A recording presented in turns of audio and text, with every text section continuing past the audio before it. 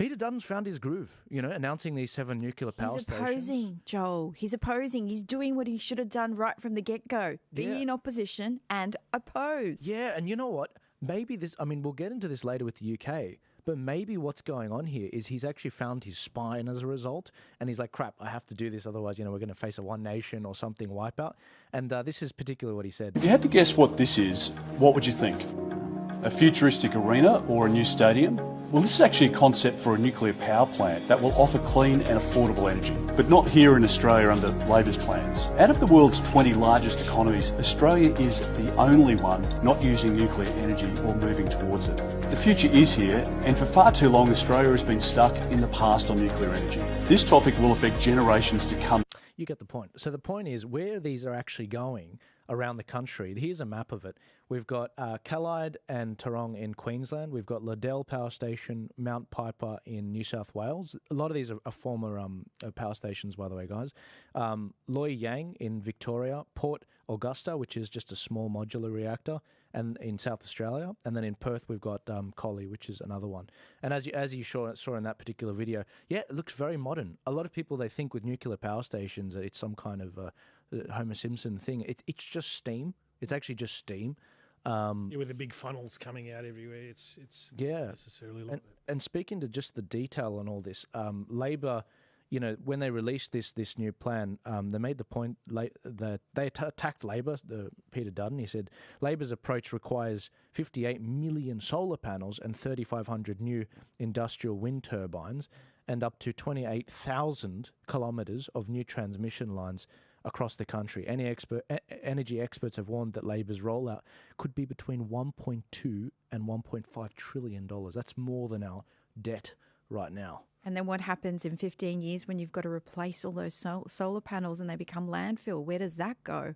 Yeah. Where's it coming from? China? Where's it Well, coming that from? too. Where is it coming from? And who are we supporting to get that stuff when we can have homegrown, manufactured in Australia, Australian jobs, That's right. Australian hardware?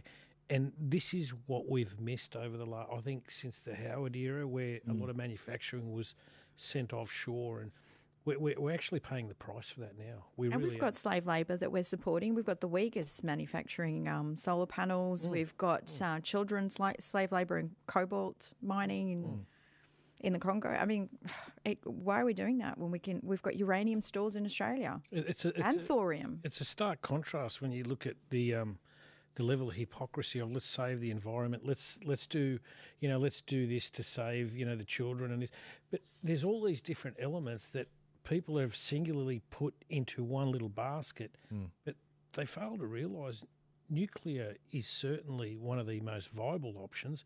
Secondly, every time you go to a hospital, Natalie, you can attest to this, nuclear medicine. Yeah. Nuclear Well, we've medicine. got People Lucas are injecting it.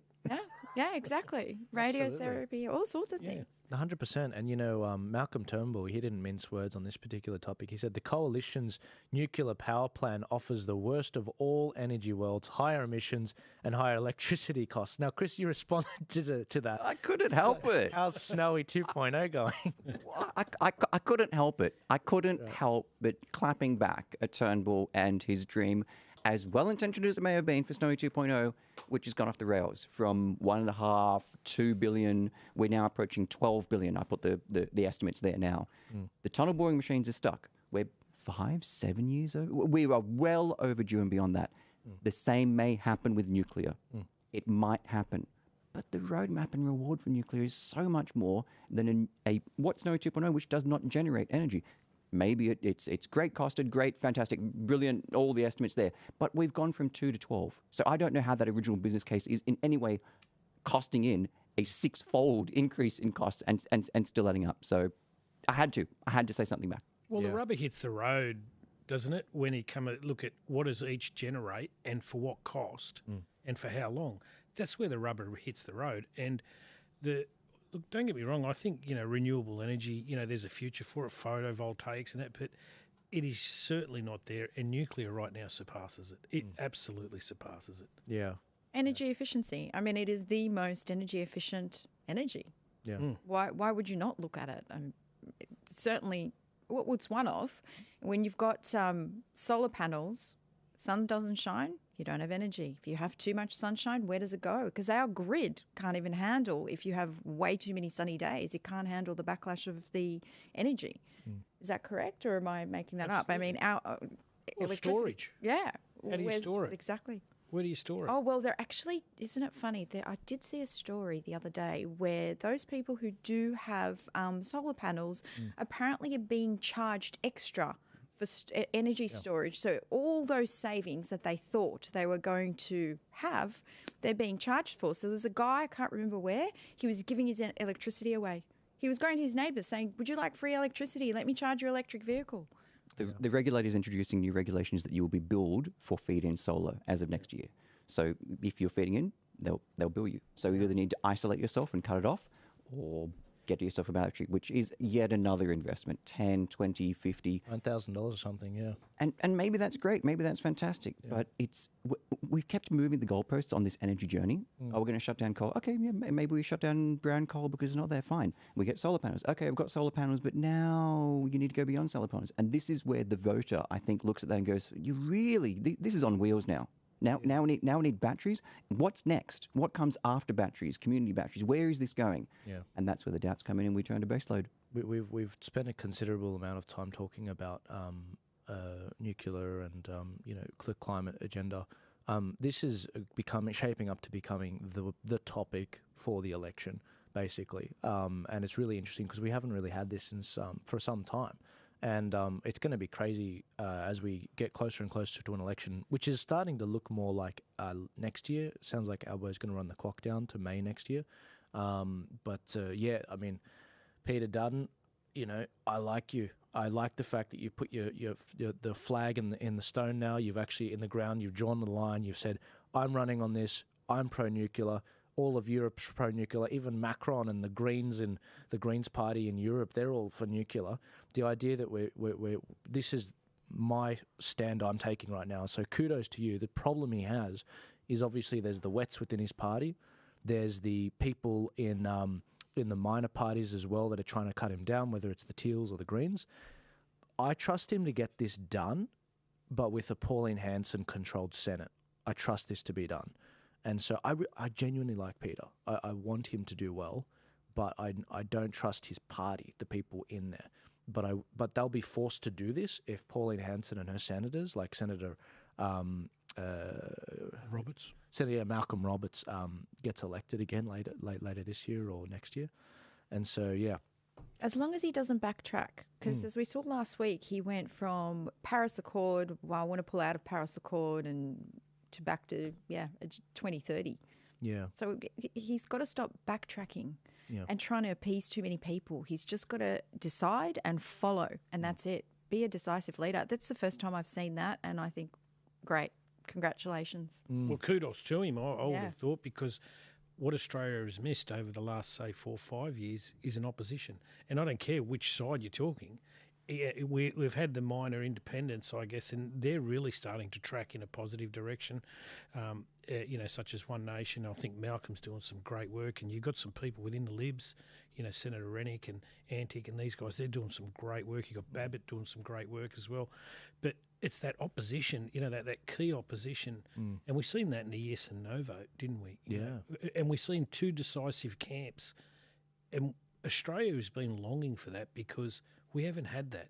Yeah. And I think having a box with two of the same people in the same box hasn't done us any service, and that's why we get all these crises, cost of living crisis, because there is no opposition providing a credible alternative. And here we're starting to see credible alternatives. Absolutely. Chris? Can I point out with that social media, a difference is often Dutton is just putting up content where he's addressing a press conference. Boring. He's talking direct to the camera here. Yeah. He's speaking to the voter, to the listener about a specific topic. He's really trying to reach through that wall and say, hey, I'm trying to reach you. I want to talk to you.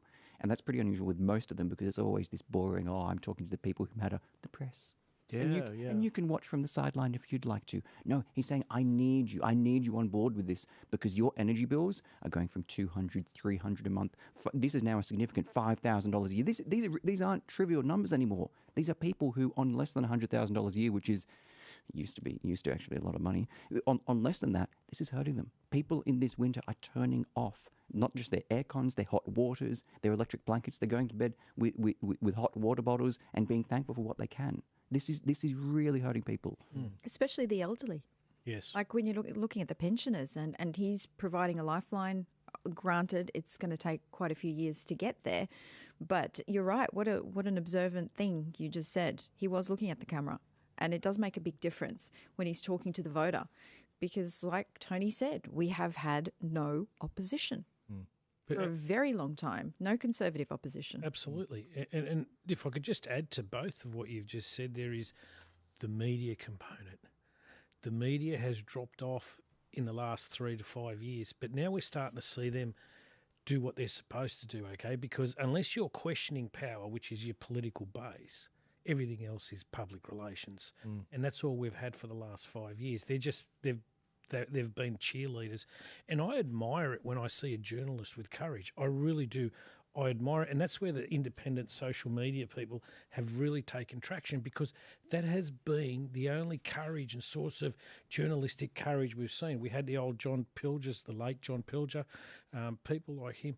These are the people that actually rose up. And yes, that you could see straight away, you could discern the barley from the wheat right there and then. These are the people who are doing their job. It's their ethical job to challenge power.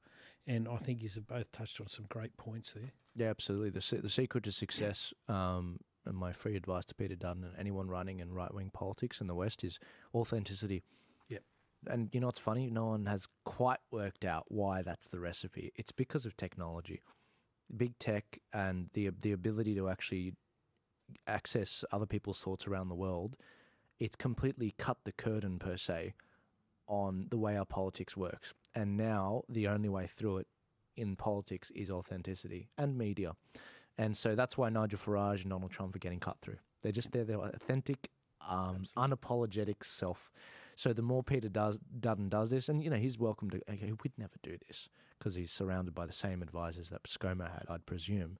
But if he were to come here and do long-form discussions with grassroots sort of people like myself and others, and just be yourself, that's what people want. I see Peter Dutton. I see an opportunity there. Will they be able to pull up the plane in time with the Liberal Party, or will they do what the Conservative Party in the UK has done, which we'll get into later? We'll see. I think they can do it, Joel. Me too, yeah.